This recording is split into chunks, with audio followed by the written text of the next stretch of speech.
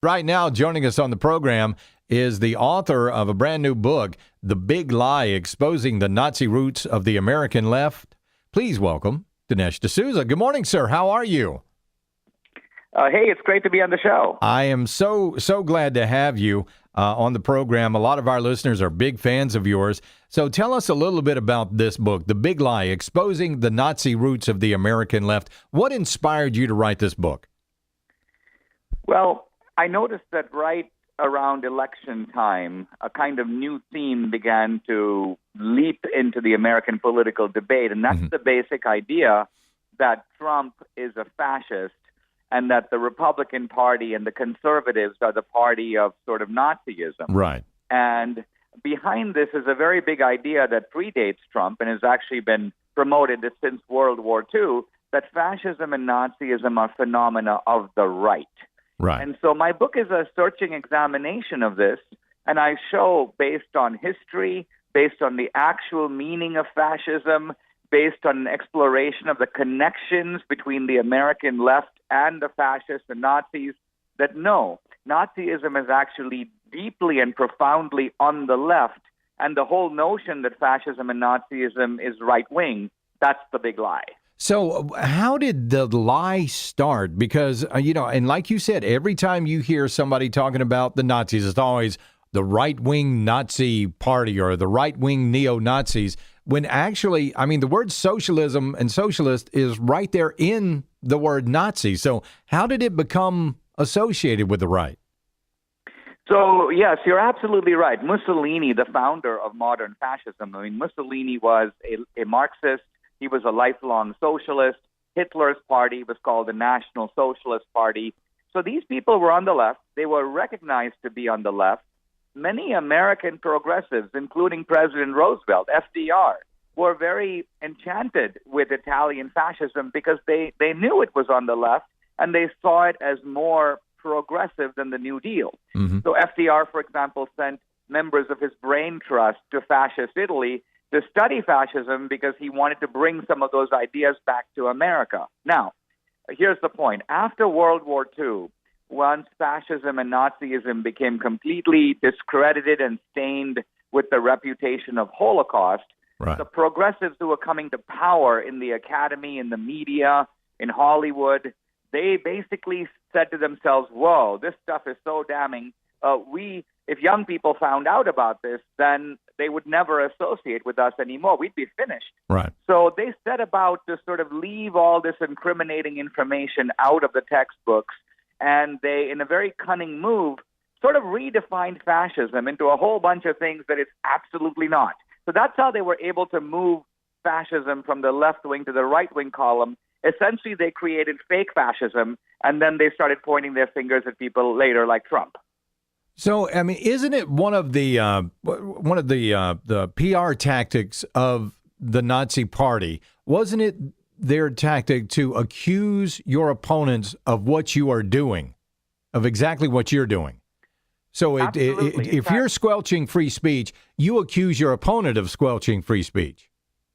Absolutely. This is a phenomenon in the book I call it transference, picking the term from Sigmund Freud. Right.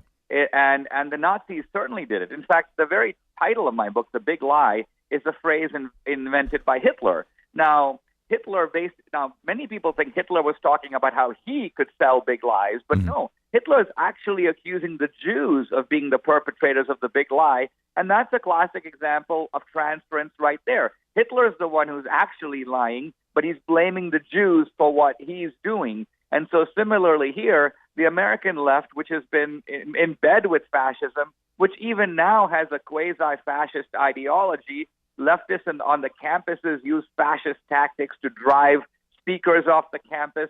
These are people, these so-called Antifa characters who dress in masks, carry weapons, use threats and intimidation and force. These are the modern equivalents of Mussolini's black shirts and Hitler's brown shirts, but remarkably, they pose as anti-fascists.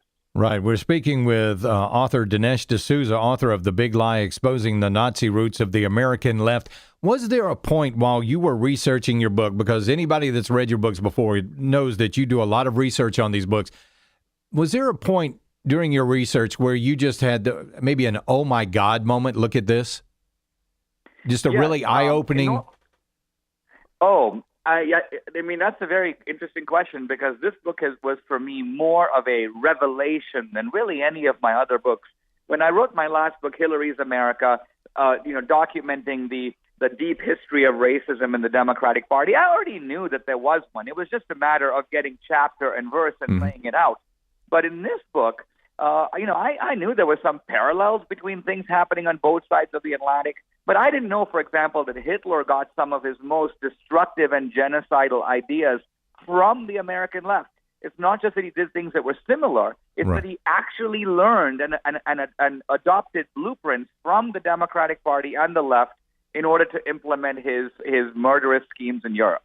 Wow, that would be very eye-opening, to say the least. So, we talked about a few seconds ago about what's going on out in Berkeley, and these folks, the Antifa movement, they're trying to squelch free speech there at Berkeley, California, and on campuses really across the land, where socialism is becoming the order of the day. They're accusing people of, the folks on the right of being violent. Meanwhile, you've got college professors out there hitting people upside the head with bicycle locks. But this is all part of like you said, the big lie. And of course, down here in the South, we always hear about the big switch where the Democrat Party and the Republican Party all of a sudden got together and they decided they were going to switch ideologies for some reason. I don't remember that meeting, but they always look at the Southern strategy from Richard Nixon. And they blame that for being where the parties actually switched ideologies. But even that's a big lie. Yeah, I think if you watch the movie Hillary's America, it blows all this nonsense out of the water. The Republican Party's core ideology now is exactly the same as it was in 1860 when Lincoln ran for the presidency. See, Lincoln defined slavery as you work, I eat.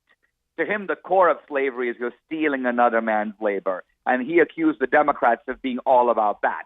And he said, basically, what we Republicans are for is you get to keep the fruits of your own labor. Or in Lincoln's words, the hand that makes the corn has the right to deposit the corn in its own mouth. That's Lincoln. Right. So think about it. Even now, the Republican Party is basically the party that says that you get to keep what you earn. And the Democratic Party, even now, is based on the idea that you work and I eat.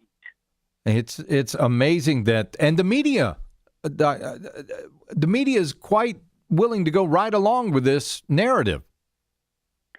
Well, this is a little bit strange because, with Hitler and with Mussolini, they had to beat the media into submission. They literally would arrest journalists, shut down newspapers, force the media into complicity. Whereas, interestingly, in our society, you don't have to do that. Obama and Hillary don't have to go threaten the New York Times. The New York Times is happy to play the role of a kind of lapdog press operation for the left wing of the Democratic Party. So it's the same. Essentially, we have a propagandistic media. The only difference is it's not being forced. It's doing it willingly. Right. So, I mean, how can we as conservatives fight back against this radical ideology that they have on the left?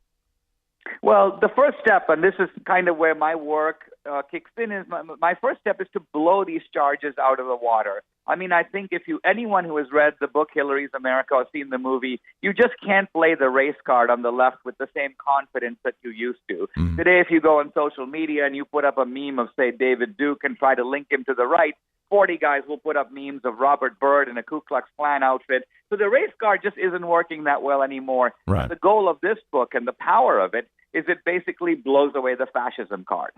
It's a fascinating read, and even it's a frightening read. I will say that it's a frightening read. Were you? Did you? I mean, was there a little bit of fear and trepidation when you were even about this your own book when you wrote it?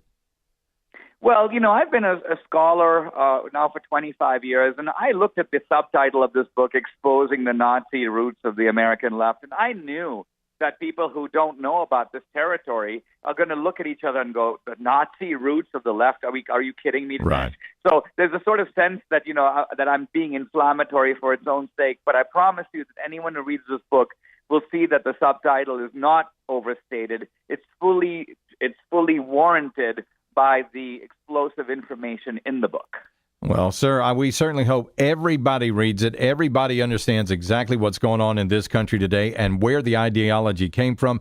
Dinesh D'Souza, we appreciate you being on the program, sir. It was an honor. Thank you very much. Thank you. I hope everybody goes out and gets that book. It's 18 minutes past 9 o'clock on the Big Talker, 1250 WTMA. 1250 WTMA.